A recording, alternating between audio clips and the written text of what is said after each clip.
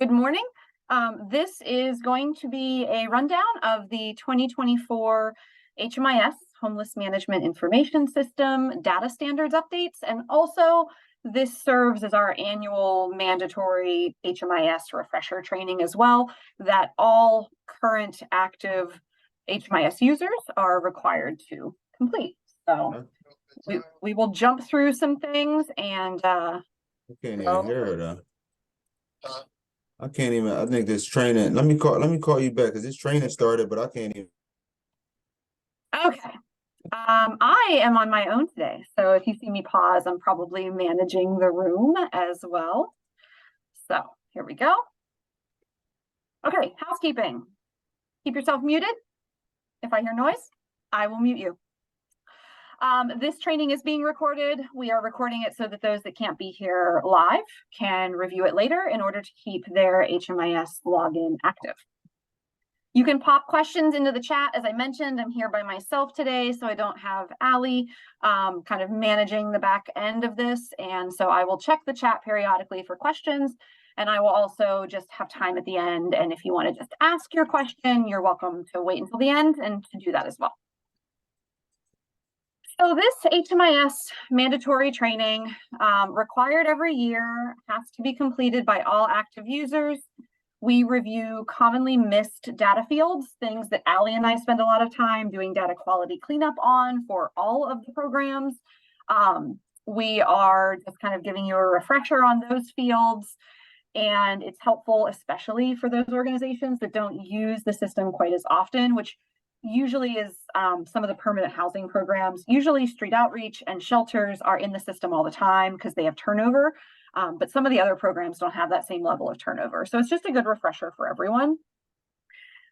We also go over any new requirements, fields, or responses. For a while there, HUD provided us with data standards updates every year. And that was a little challenging. So they've moved it recently to every 2 years. So we are getting updates in 24. We will get updates again in 26. So this training also kind of covers what's being changed in regards to federal requirements, not only for HUD, but some of the other programs as well, like the Veterans Administration programs. Okay, so how you complete your training? You sit here and pay attention, at least half, and listen to what we're talking about and reviewing these slides. You watch the recording later. The recording does need to be viewed by the 23rd. Next week, Allie and I will be going through the list of people who have not registered and viewed the recorded training or attended live today, and kind of reaching out to them and saying, you need to complete this, or we're going to have to shut down your HMIS login until you actually do complete that step. As I mentioned here, if you do not review the recorded training or you're not attending live today, then your training or your login will be closed out briefly until you complete this training. We want to make sure everyone understands, especially the new fields, and so that's why this is required. If you need HMIS help at any point, myself or Allie, you'll see she's Allie Tyson now. She got married in June, so some of her stuff still has Smith, some of her stuff has Tyson. It's the same person, but we are your help button. So if you get stuck or you have questions, you can ask either one of us. Privacy and security reminders, also some recent software updates that have already gone out to everybody. We have had a reminder that everyone being entered in HMIS should at some point while working with your program complete a release of information. Most of you have it in your file structure and your enrollment structure. There have been changes over the years, and I'm starting to find old versions of the release of information. So when I send out this recording, I will also include the most up-to-date version of the ROI, so you can make sure that that is updated within your own organizations. We also have privacy notices related to HMIS about when we can share the information that's in HMIS. You don't necessarily need to go over the full privacy notice every time you meet with a client, but you should have it available. And there's a short one-pager as well that kind of covers it that you can share with clients. And if they have additional questions, there's a larger document. I will also make sure that everybody gets a copy of the most recent version of that as well, just to make sure we're all on the same page. If you're using an old version of our privacy notice alongside your own organization's privacy notice, we just ask you make those updates and use the new one after you receive that. And finally, don't share your login with anyone in your agency or outside of your agency. Logins are individual by user. So if you have someone else in your organization that needs to use HMIS, you need to reach out to Allie or I and get them their own login. We are not sharing logins. I'll be honest with you, the biggest reason for that is on the system administrator side of HMIS, we can see what each individual login is doing on each client record, even down to the field. And so if we have trouble or there's information missing or something has been changed, we like to be able to see who last accessed that record. And so it's really important that each user is an individual login. Some recent WellSky updates. WellSky is the name of the company that runs and manages our software for the last 10 years, almost 11 years. That software has been called ServicePoint. It is now called Community Services. I don't love it. I'll probably mess it up. But officially, the new name is Community Services. Because of the new name, they also changed the website address that you access HMIS from. So you'll see I sent it out previously. It's also in the PowerPoint that you'll get a copy of, but it's now wscs.wellsky.com/YCHMIS, which stands for York County HMIS. So a lot of you I know use a bookmark to go to the HMIS website. If you're using a bookmark, you want to make sure you change it. The old site link does still work, but at some point they're going to shut that down and you're going to need this one. So we're recommending everybody change their bookmark to this now because it's available and then you won't get stuck down the road. In addition to the name change, Community Services also got like a new coat of paint. They changed the color scheme. They updated some of the buttons to make them look a little bit more modern.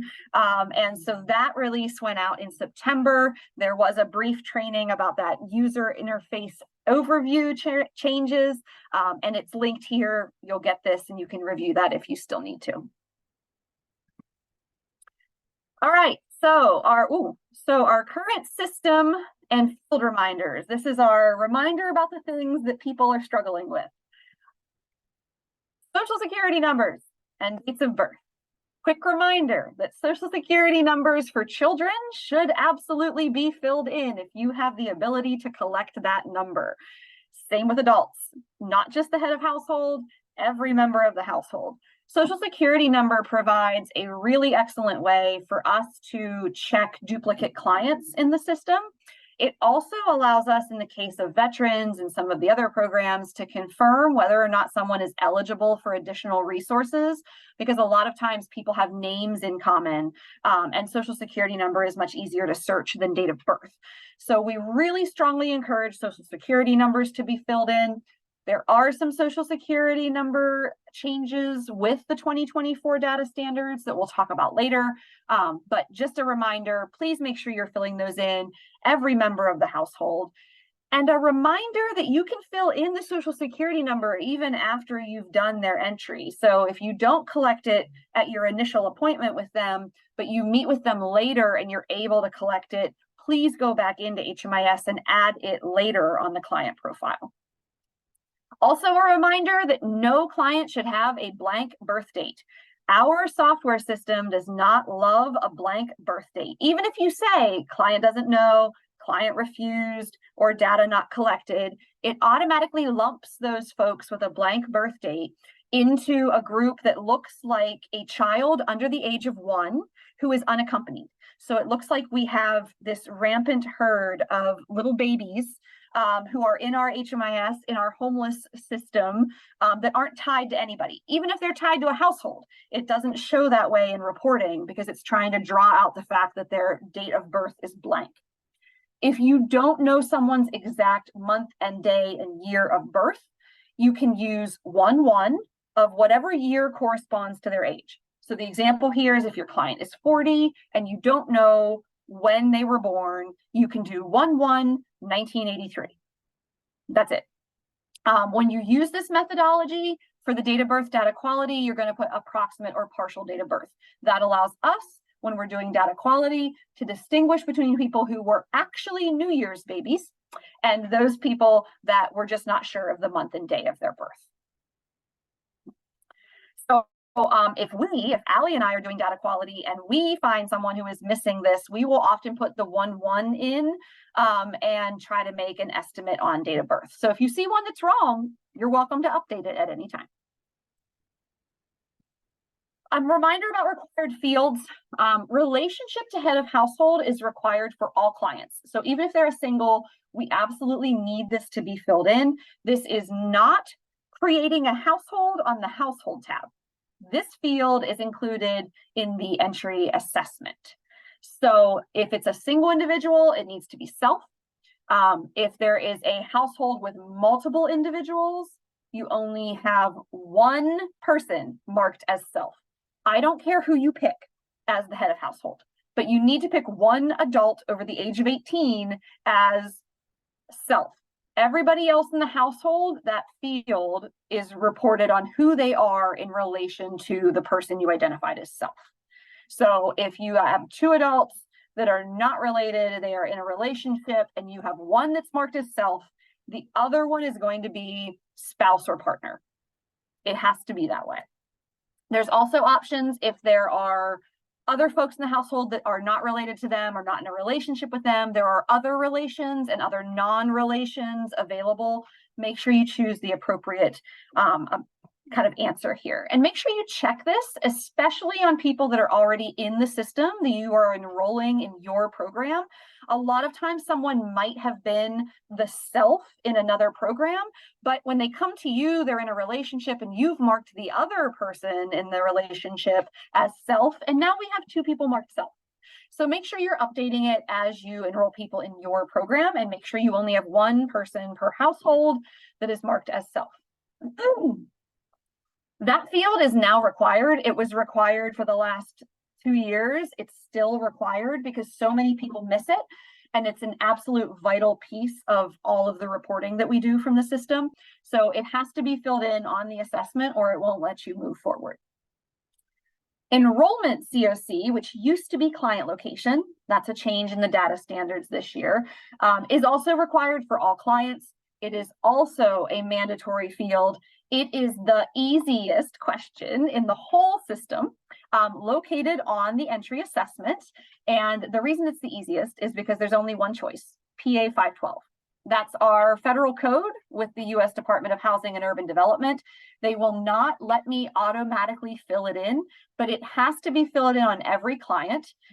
If it is not filled in on a client or a person in a household, that person does not show up in any reporting. So they don't count as being served. They don't count as being part of your program. It's a really vital field. And so it is absolutely mandatory to be filled in as well. A reminder about project entry dates. Project entry dates vary a little bit by the different kind of components, but they have some things in common. So for shelters or emergency hotel vouchers, the date they entered shelter, the first night they stayed, is their entry date, project entry date. For transitional housing programs, it's the date you began working with them to move them into transitional housing. It will not be, in most situations, their move-in date. It might be, but it probably won't be the exact date. And that's okay. There's probably a couple of days before that you're doing paperwork with them. That's fine, but it needs to be the day you start buckling down and enrolling them in your program. For rapid rehousing programs, sometimes just called rental assistance programs, it's the date you begin working with the client after you confirm their eligibility. So there's a little bit more narrow parameters around eligibility in rapid rehousing. We want to make sure this person is still eligible. And as soon as we make sure they're eligible, we need to enroll them in this project. It is absolutely not their housing move-in date. I can confirm that because nobody in this housing market in York County is moving people in the first day they're working with them. For permanent supportive housing programs, again, it is the date you begin working with the client after confirming they are eligible. So you've confirmed their chronic status, you've confirmed their disability status, and you are starting your paperwork to enroll them in your program. Again, absolutely not their move-in date. It is going to be before that, and that's okay. For other types of projects like case management, street outreach, different kinds of community services that also use our software to track information, the project entry date is just the date you begin working with the client. And that means whatever it means to you in those parameters. For most programs, it means the first day they meet with someone.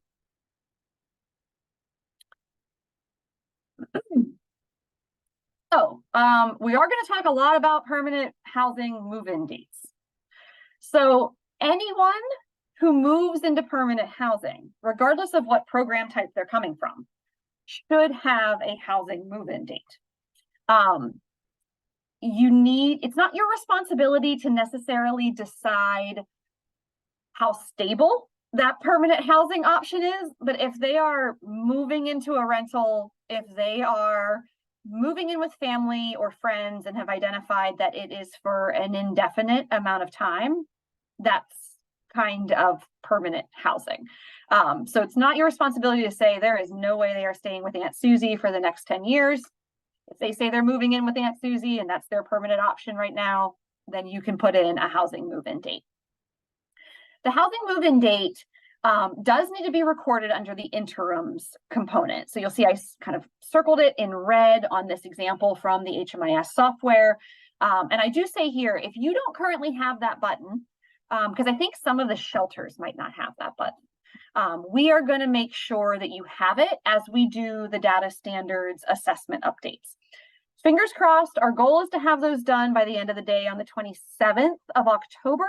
But be patient with us and we will get them to you as soon as we can. I would say after November 1st, if you don't have this interim button, you're trying to add housing move-in date, please reach out to us and we'll make sure we didn't miss you. So this is kind of what I talked about a little bit before, like anyone moving into permanent housing, regardless of where they're moving from. So if you're moving someone into a unit with rental assistance, you need to put a move-in date under interims. If you're moving someone into permanent supportive housing, you need to put a housing move-in date under interims. If someone is in street outreach, if someone is in an emergency shelter and they're leaving your service to move into what could be a permanent option for them, you should put a move-in date for them. If that situation applies to you, we recommend doing the interim update first, showing that they have their move-in date and then closing them out of the project. The interim dates will require you to show a date before their exit date. So you want to make sure that you're entering them in a permanent housing option before you're showing them exited from your program. The only types of programs that don't receive housing move-in dates, emergency shelter and transitional housing. These are not considered permanent options. So if someone is in street outreach and they move into shelter, you do not provide a housing move-in date. If someone is in shelter and moves into transitional housing, you do not provide a housing move-in date.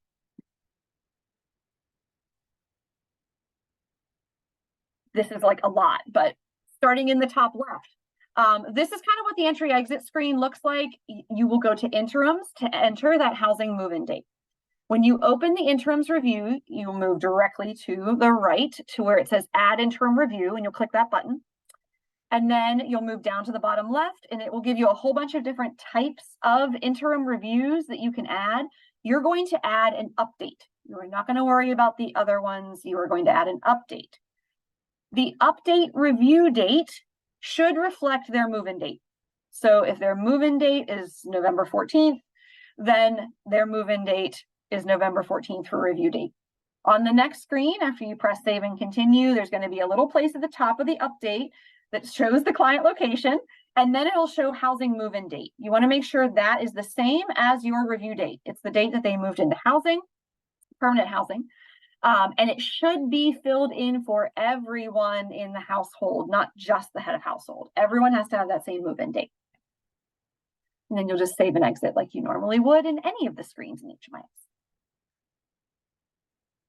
Okay, I'm going to take a quick break. I don't see anything in chat, so I think I'm good for now. We will move on to the 2024 data standards changes. As I mentioned before, you are going to have access to this PowerPoint. I do link the technical documents that go through every single field and tell you every single change, just in case somebody would want that. So they are located at this link and are available to you. There is kind of like a glossary that talks through why the changes were made and what the changes look like in the system. And then there's also what they call a data dictionary. The data dictionary is for like the programmers. It's for the people in the vendors, especially, that are working on what fields need to be tied together, what math is involved in calculations, that type of thing. Okay, so as we mentioned, updates occur every 2 years. So we are on an even year cycle now. So we're in 2024, data standards changes taking effect at the end of 23. We will do this all again at the end of 25, data standards for 26. Updates always take effect on October 1st. Some communities are really worried about making sure that everything is set up on October 1st. We tend to not be in York County. The biggest reason being that October 1st deadline is the deadline for the vendors, the software vendors, to have the changes available. It usually comes with glitches. It usually comes with training learning curves. And so because everything is new on October 1st, we will usually take a step back, take a couple of weeks, and slowly implement it throughout the month of October. A few communities, myself included, have requested that these data standards be effective in the software, for example, on September 1st, allowing all the programs a month to work through the glitches and work through the confusion and any new fields, and then have them take effect on October 1st. But so far, everything launches on the same day, creates a little bit of chaos. So we kind of transition throughout the month. None of us serve the volume of clients that it's a barrier to us if we're gently transitioning throughout the month. As I mentioned, our next updates occur in 2026.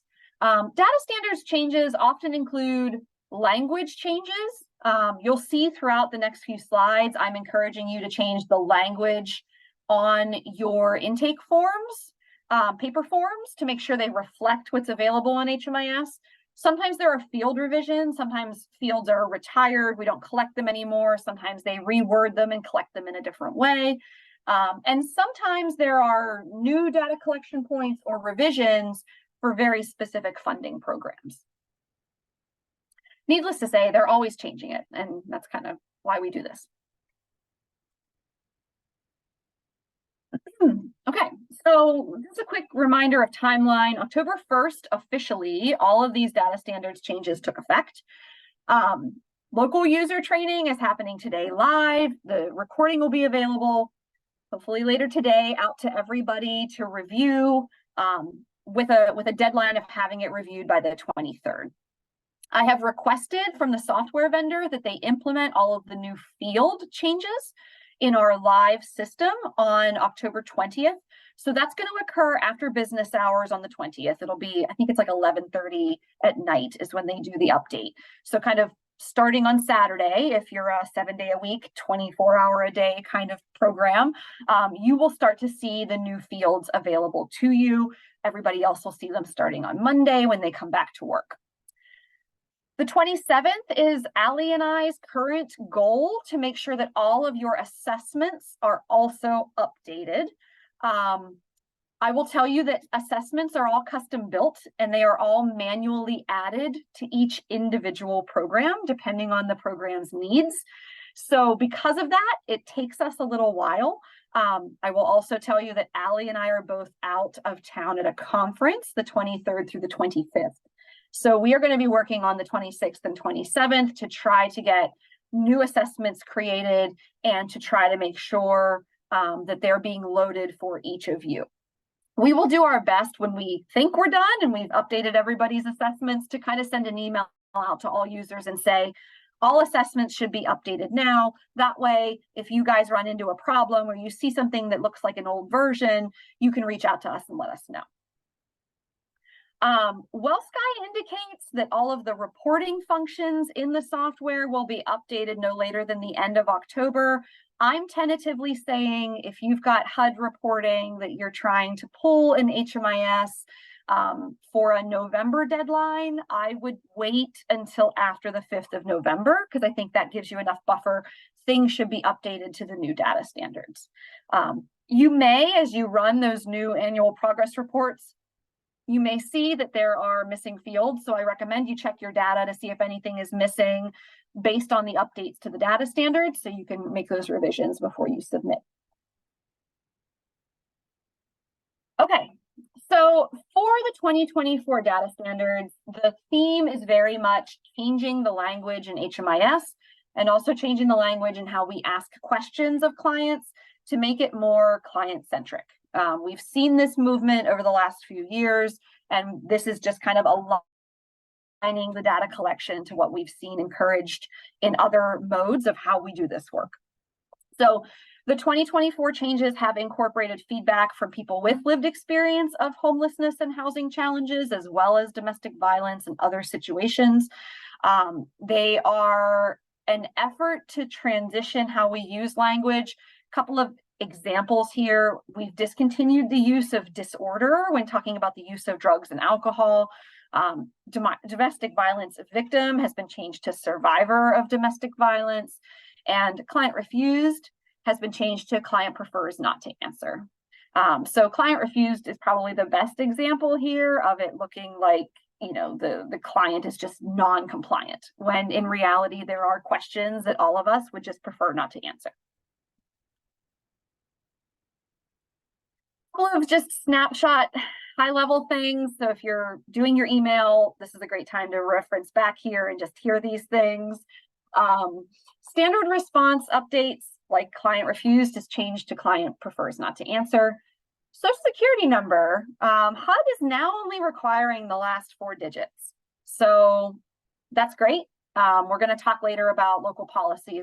Still going to be able to collect the full Social Security if it's available. Big option changes to race, ethnicity, and gender are part of this data standards update. There are updates to prior living situation, current living situation, and exit destination around where people are staying or where they are going when they exit your program. There's a brand new element about what translation assistance is needed and what languages are needed for that translation assistance. For permanent supportive housing, there is a new element asking about sexual orientation. Please don't ask me why, but the permanent supportive housing programs always get the weird questions. They test everything out on them for some reason. They retired the well-being questions, which came out in the last data standard. They found that they were not effective. They got a lot of feedback that they were actually really negative. They asked questions like whether or not the client felt like their life had value. So they were really hard to navigate. They were really terrible, and they're being retired. And then there are some options related to veteran questions that are being updated, especially for Veteran Administration funded programs. Okay. Changes impacting most project types. Revised Social Security numbers. So HUD is only requiring the last 4 digits of PATH, COC, ESG funded projects now. SSVF, which is Supportive Services for Veteran Families, is still required to capture the full Social Security number. The field itself in the software is not going to change. You're still going to see the full social, but you will have the option to only fill in the last 4 and have that meet the requirements. We are asking, though, as a local practice, if you are already collecting full Social Security numbers, we ask that you still do that.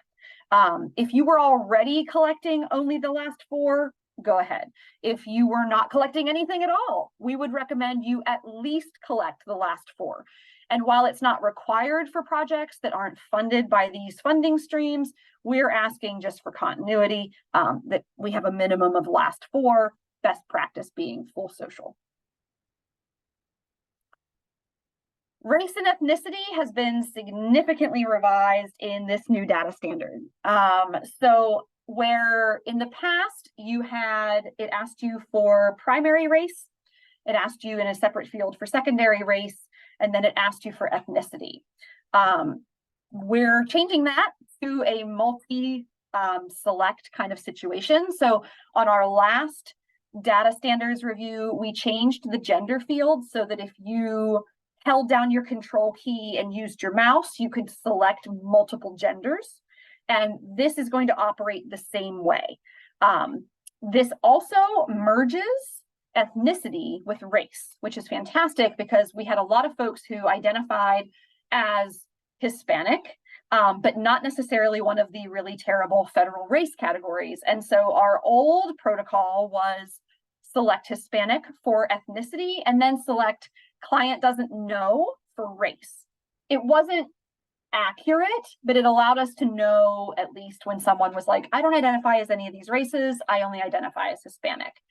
This will solve that issue because now you will, in that situation, be able to just choose Hispanic and be done with it.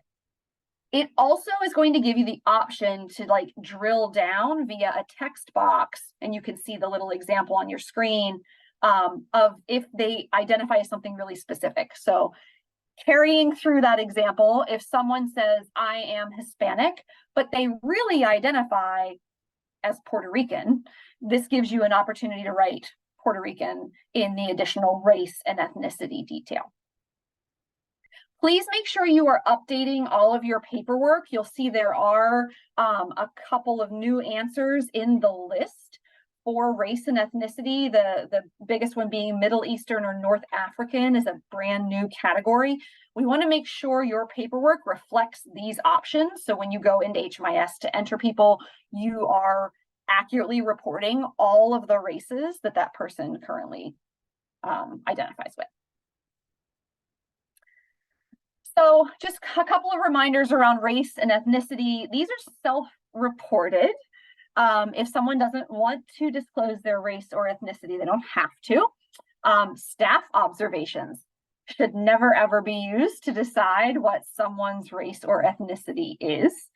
And then I show my example here of if someone is Hispanic, but they identify as Puerto Rican or Dominican or Mexican or whatever it might be, you have the opportunity in that new text field to really identify what category they feel they belong in. For existing clients, under our old nomenclature where we had Hispanic and then client doesn't know, just know that the way the data is going to map over to this new field is they will show as Hispanic, and then that client doesn't know for race will be removed.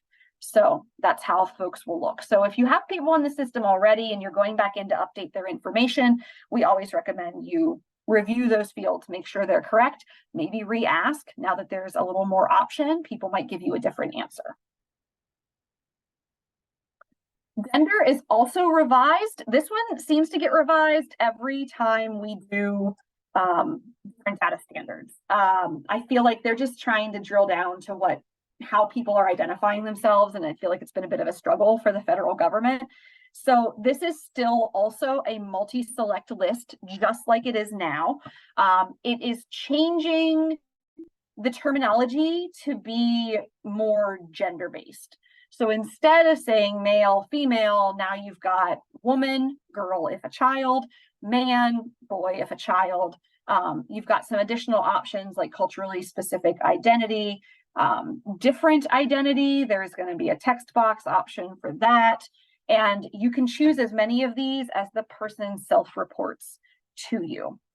All of the existing gender information is going to be mapped over. So just like the race, it'll be there. But there may be updates for some of your clients based on these new options. Please, again, make sure you're updating your internal paperwork so that people understand the level and number of options they have when responding to this question. Quick reminders about gender. Client doesn't know, client prefers not to answer, and data not collected are actually not gender responses. They're explanations for why there is no response to gender. So you should not be choosing any of these three in addition to other fields in the multi-select. You're really just picking one of those because it means that that's why you haven't had an answer to gender. Also, just a quick reminder for everyone that questioning is not an equivalent response to client doesn't know. Questioning helps articulate that the client is exploring their identity, which might include multiple expressions, and it allows them to more accurately self-report where they are at with their identity. A few more reminders. Self-reported gender. Gender identity is your internal perception of yourself. And so it might not match the sex they were assigned at birth. It is not a place for you as staff to make a determination on what their gender identity is. You're also not allowed to ask additional questions about medical history or other information to determine gender. If they report to you a gender, that is the gender you report in HMIS. If they decide they don't want to report any gender, that's why we have client prefers not to answer. Also, just as a sidebar, just a reminder about transgendered individuals.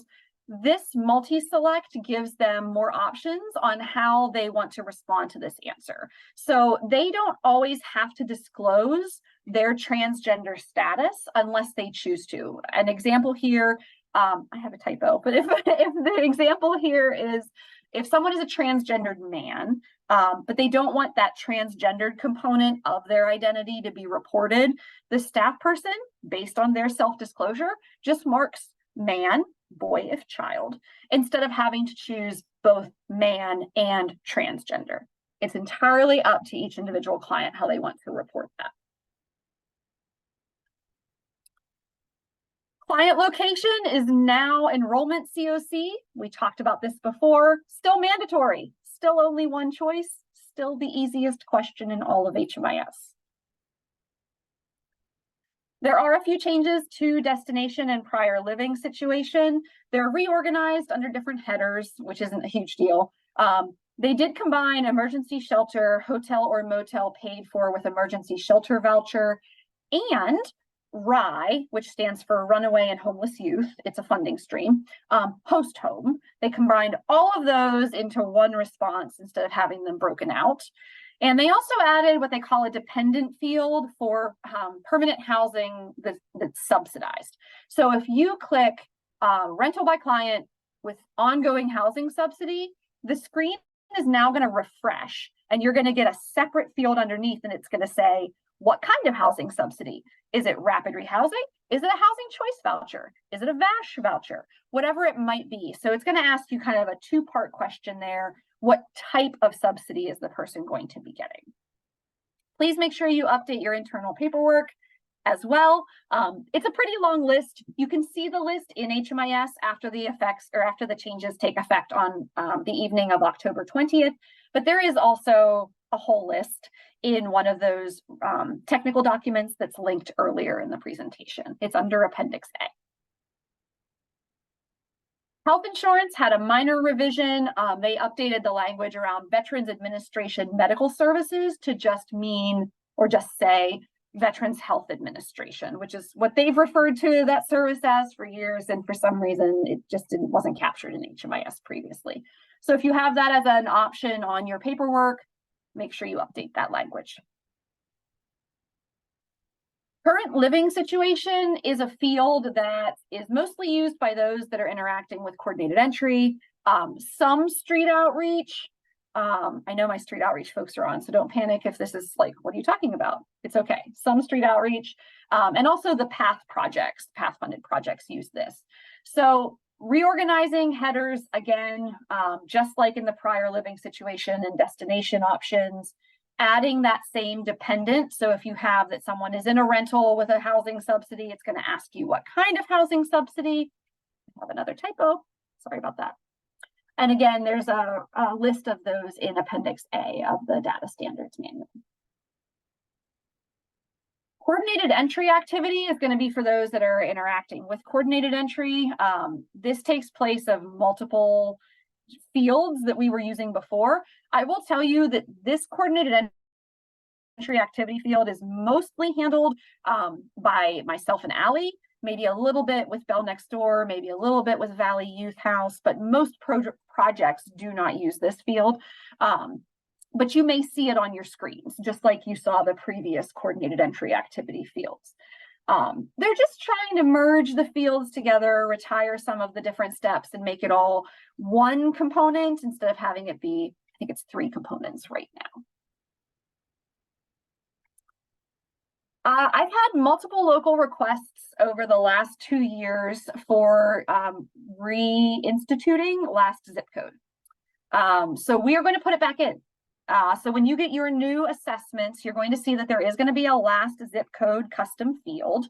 It was collected from 2012 to 2015, and then it was discontinued. We have had, with the increase in homelessness that's been happening, we've had a renewed interest in where people are coming from. So I agreed to include this in our new data standards updates. It's not required. I know a lot of you ask this question as part of your paperwork. So this is an opportunity to put that in to allow us, quite honestly, to show that homelessness is happening across York County. It is not just happening in our major metro areas. Okay, couple of federal partner program data elements. These are things that are usually kind of tied to specific programming. So if you have continuum of care funding, or you have emergency solutions grant funding, or you have supportive services for veterans families funding, that's what these are for. I think the only one that doesn't have updates this time is PATH. So congratulations to PATH for not having additional updates. Okay, so for continuum of care funded permanent supportive housing, we are retiring the well-being question. I mentioned that earlier. Honestly, it was a really terrible question. I'm not even going to hold back. So it is no longer being collected. Do not have to ask this after September 30th. Sean asked about zip code, asked if it was an issue if their zip code was outside of county. No, we want to see that too. If somebody knows the zip code of where they were before they came here, take it. Okay. New is the translation assistance. This is required for COC and ESG projects. I'm going to be honest with you though, you're probably going to see it on other assessments as well, because this also feels like really good information to know. You only have to report it on the head of household. So you don't have to report on everybody, just the head of household. And it will give you an opportunity to say that someone working with your program needs translation assistance. It doesn't matter if you are not equipped to provide it or you're hunting for someone to provide it. It's not about that. It's about if they need it in order to be most successful. There is going to be what we call a pick list, which is like a drop down, and we can revise that at our level. We can choose up to 20 languages to include in that list. There's also an opportunity for a text box to enter a language that's not included in that list. However, it's going to be more challenging to report on data that's in that text box. So we have a link here in the survey. There's a little survey here. It's one question. All it asks is, what languages are you encountering in your programs that need translation assistance? That will allow us to populate that list of up to 20 languages, and we can make revisions to that at any time. So as you encounter new languages, don't be afraid to let Allie and I know. We can incorporate those into the list as well. So you will get this little link when we are done. I don't know if I can, yeah, I can't copy it to you now. Okay. Also make sure you're updating your paperwork. Ask people as you're enrolling them in programs, do you feel you need translation assistance? What language? New for continuum of care funded permanent supportive housing is sexual orientation. This is a required element in the runaway and homeless youth funding stream for a long while. They're now transitioning it to be required for all COC permanent supportive housings. At project entry. Something to keep in mind if you are doing permanent supportive housing, anybody that's currently enrolled in your program without an exit date of 10/1, before 10/1, needs to have this filled in. So if you go in to update client files down the road, you're going to want to make sure you go back into the assessment, ask this question and answer this question. So you will need to update your paperwork to reflect this as well. I don't have the options listed here. You'll be able to see the options after we update your assessments. So we'll have them for you. They're also included in the data standards manual. So if you're looking to update your forms before we get your assessments out, you can use that link earlier in the PowerPoint to find that list. I should have put it here. I apologize. There are some changes to the Veteran Administration data elements, revised and new. For all VA projects, there is now an option to include Space Force as the field you have been enrolled, you've been part of the military in. So Army, Navy, now there's Space Force. Services provided, they've changed the language around extended shallow subsidy. It's just called a shallow subsidy now. I think that's what we were all calling it in just verbal communication. They're just updating it in the system. Under financial assistance for SSVF, they've changed some of the language again around the extended shallow subsidy. It used to say extended shallow subsidy rental assistance, and now it says shallow subsidy financial assistance. There's also landlord incentive and tenant incentive financial assistance options that have been added. They've changed some of the response options around financial assistance. There was always a start and end date for financial assistance. However, the end date wasn't previously used quite as heavily. So it's going to be kind of a mandatory field for SSVF programs moving forward. Okay. A few more updates for the SSVF and VA kind of funded programs. They've broken out the percent of AMI to reflect more options. So it used to be like 3 options, I think. So they've added one more to kind of break out where people are at with the area median income. Last update I saw, there was no mapping of this. So current clients in SSVF may not have all of these options selected. You may need to update active clients once the new assessments are updated. There was an option for last permanent address on SSVF enrollments. It's been retired. And they updated some of the language around the homeless prevention targeting criteria. That's what the HP targeting criteria stands for. Okay, we're almost there. A few other updates for everybody. Allie and I are looking at moving to a different training model for HMIS and coordinated entry in 2024. We are looking at standardizing both so that there would be a set day each month that HMIS and coordinated entry training would be offered. And so if you have new users that are coming in, instead of us scrambling to try to make sure they are trained, there's going to just be a set date each month, and you'll be able to sign them up to be trained that day of each month, whether they need just HMIS, whether they need just coordinated entry, or whether they need both. This will also allow an opportunity for somebody that needs a refresher to just hop into an existing training and watch us go through it again. The only exceptions to this idea at this point, because it is just an idea at this point, is specialized programs. So we have some partners in our community that collect different types of information. They might be a community services style program, SSVF, PATH funded. They collect information in a very different way.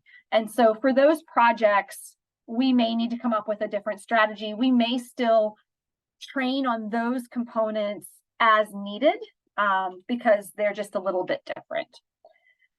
So that's kind of what we're looking at. We're going to kind of finalize it and give it a try. What it'll amount to is it'll just be a set day each month. There will be a registration link, And we will just have to make sure that people who need training get the registration link and are able to do training on that day. For right now, we're considering what in-person or virtual options look like, might be hybrid. So if you have any feedback on any of those things, we are happy to take it into consideration before we finalize our plans. And of course, just as a reminder, after today, me and Allie, we are best by email. Just reach out if you have any questions for us. So any questions for right now before I let everybody go? Stop this share. There we go. Anybody?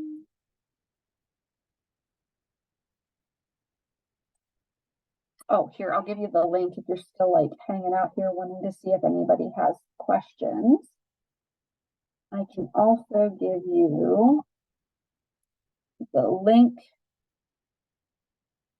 to the translation assistance survey. So if you want to do the translation assistance language survey right now, so you don't have to come back to it, I just put the link in the chat and you can just toss some things in there. We know some, like we know Spanish is one. I guess my question is, are there specific dialects within Spanish that are more helpful to you? We know that Haitian Creole is a big one right now.